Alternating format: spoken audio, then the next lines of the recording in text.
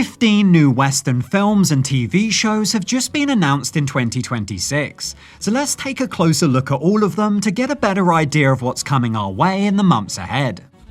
So first up, we have an official remake of High Noon, the classic 1952 western that starred Gary Cooper as a retired town marshal, forced to face a vengeful outlaw alone after his neighbors refused to help him. And the studio behind this remake is Teton Ridge Entertainment, who reportedly made a very compelling case to the rights holders to acquire exclusive adaptation rights, with the goal of honoring what made the original so enduring while bringing the timeless story to a whole new generation. But it's early days for the project as it stands, so no word yet on when it might release.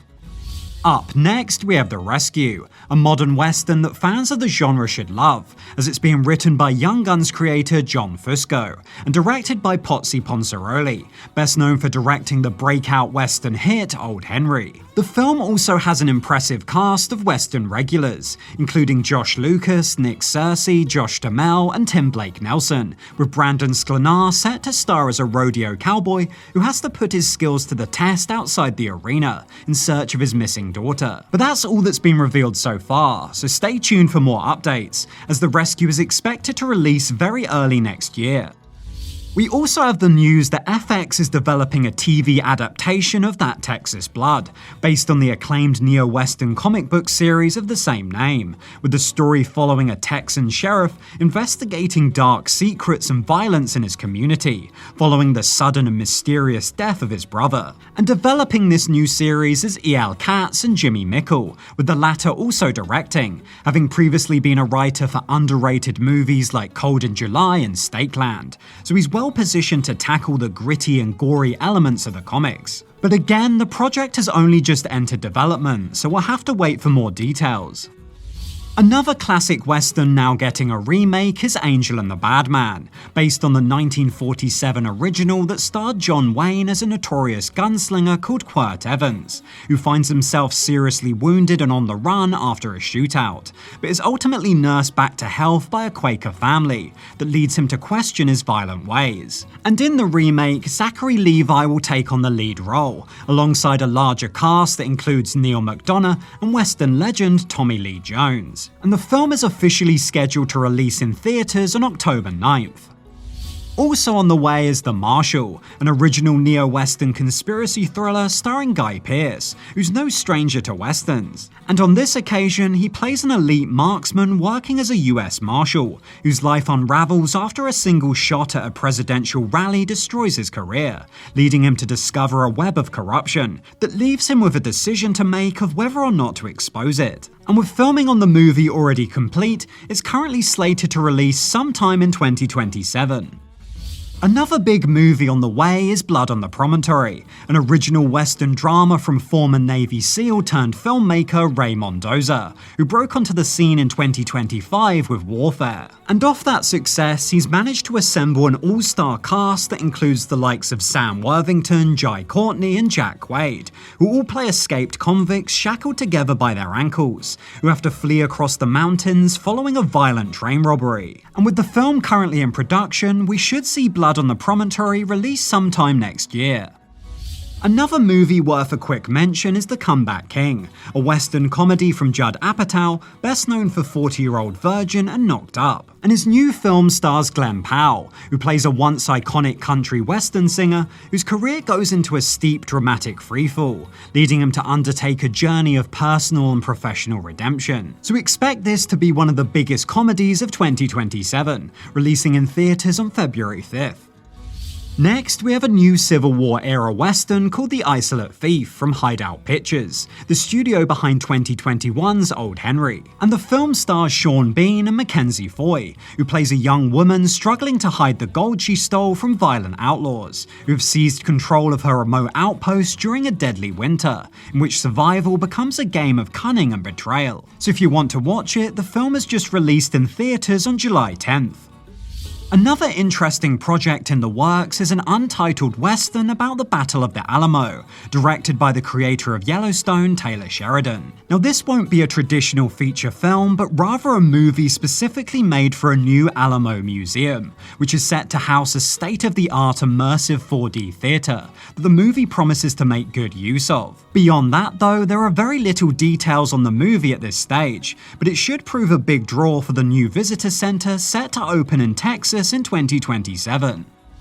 Also on the way is a new Westworld film, based on the 1973 movie about an adult fantasy park themed around the Wild West, populated by robots who ultimately turn on their guests. Now, the film has already famously been remade as an award-winning HBO TV show, but this new remake will be a feature film from Warner Bros. Written by David Koepp, best known for writing Jurassic Park and Mission Impossible. However, as of recording, details of the plot are being kept tightly under wraps, but apparently a major filmmaker is already circling the project, so keep an eye out for more updates soon. Also in the works is I Pass This Way, a period western adapted from an acclaimed novella by Eugene Manlove Rhodes, which follows an impulsive bank robber being pursued across New Mexico in 1898 by a posse led by the legendary lawman Pat Garrett. And the film will be directed by John Sayles, a two-time Oscar-nominated director responsible for Lone Star. And despite not directing for 13 years, he still managed to bring together an impressive cast that includes Ted Levine, Chris Cooper, and Ron Perlman. So with shooting expected to start in Spain soon, keep an eye out for the movie in 2027. So another huge western on the way is The Brigands of Rattlecreek, written by Bone Tomahawk's S. Craig Zahler, and directed by the acclaimed South Korean director Park Chan-wook, best known for Oldboy. So with this much talent behind the film, it's no surprise that the movie has managed to bring together an all-star cast, made up of Austin Butler, Pedro Pascal, and Matthew McConaughey, who plays a sheriff seeking revenge for the brutal murder of his wife and neighbors by a gang of bandits, who use the cover of a torrential thunderstorm to raid and terrorize his small frontier town. Now, the movie has actually been in development hell for many years, but it's finally in pre-production and hopefully should start filming soon. Another big announcement is The Magnificent Seven is getting a TV remake from Tim Kring, the creator of Heroes. Most likely trying to replicate the success they had with Billy the Kid, MGM Plus have officially greenlit this new series and begun casting, with Matt Dillon set to take on the role of Chris Adams, alongside the likes of Will Patton, Michael Earl, and Danny Pino. So work is well underway on this new 8-episode series that's just started filming in Alberta, Canada, meaning a 2027 premiere is very likely.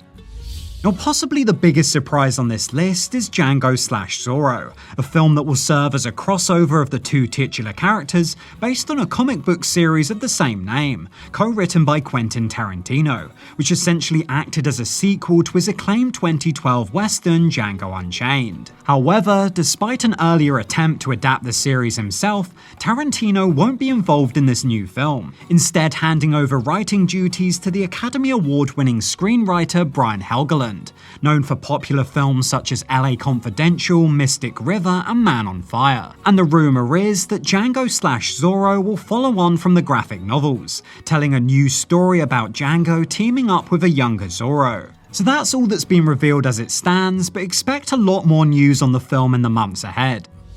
Another huge Western announcement is that Steven Spielberg will finally be tackling the genre for the first time in his next film. Now, the legendary director has always been a huge fan of Westerns, having been deeply influenced by the work of John Ford as a child. But until recently, Spielberg has struggled with the operatic flair required to do right by the genre. But he now officially has a new original Western in the works, which is being kept tightly under wraps. But he promises that it will be kick-ass, featuring horses and guns, but with no tropes or stereotypes. So it will be very interesting to see what Spielberg has planned for what will most likely be one of the biggest budget westerns to release in years. Now, this is by no means all the westerns currently announced, as there are over 40 more currently in the works, which you can hear all about in my annual preview video right here.